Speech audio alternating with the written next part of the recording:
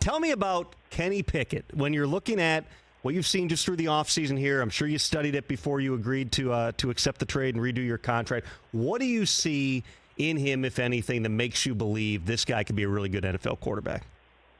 The number one thing that sticks out to me, aside from his talent is, he's a leader, and when I say a leader, he's the guy who has a great command, and seeing the command that he has of a team as a second-year player, man, it's pretty remarkable. You don't see too many guys be able to kind of take the bull by the horns, how he's able to do that, and just kind of get the command of everybody, that's meeting-wise, that's pre-practice, post-practice, getting throws in after, it typically takes a little bit longer for guys to kind of, go through that maturation process and learn to take what they need and learn how to, get some of the extra reps and steal some reps here or there, but he's already on top of that, man. He's been on top of that since day one that I got here. And it's fun to see, just kind of being out there with him each and every day, man. I mean, we've all, as an entire unit, have been progressing, and that's exactly what we want. What kind of role are you looking at for yourself in this offense, Alan? Because I know last year, with the way that Cooper Kupp played, there were some questions in terms of exactly how those pieces were going to fit together. How do you feel about the role that they're kind of carving out for you in the Steelers offense in terms of the fit that you're going to have?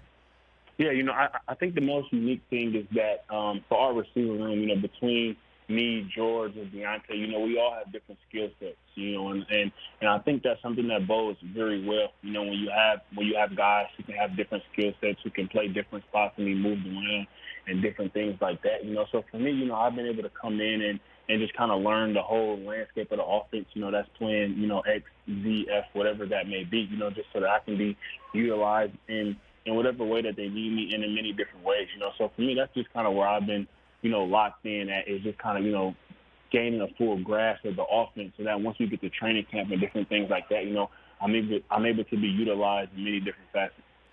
You mentioned earlier Mike Tomlin was at your pro day, which would have been right about 9-10 years ago, I believe. What do you remember about that day and any interactions you had with him? Yeah, so I remember actually the offensive coordinator for the Steelers that day was kind of running our workout, Coach Haley. So him and Coach Tomlin were both kind of, front and center when it came to that, and it was me and just one other receiver at that time going through the pro day. And my cousin who played in the CFL at the time, he threw for me, so it was pretty unique. But I remember, man, it was just us two, and then the other receiver ended up going down. So it was kind of just me running routes, and I was going back to back to back to back to back. And that was something that Coach Tomlin, said that he liked and enjoyed, watching me work. And actually another receiver coach ended up stepping in, and who was Coach Jerry Sullivan from the Jaguars, who ended up kind of stopping the workout because I was by myself. But it was, it was a fun story, and just kind of, how things have progressed, being able to be connected to that and see how things can come full circle in the NFL is pretty cool. Does Mike still have that same energy that he's always had? I mean, you've been around him now through the spring here, going through practices. Do you see that same juice that you've always, I'm sure, seen on TV and whatnot from him? Most definitely.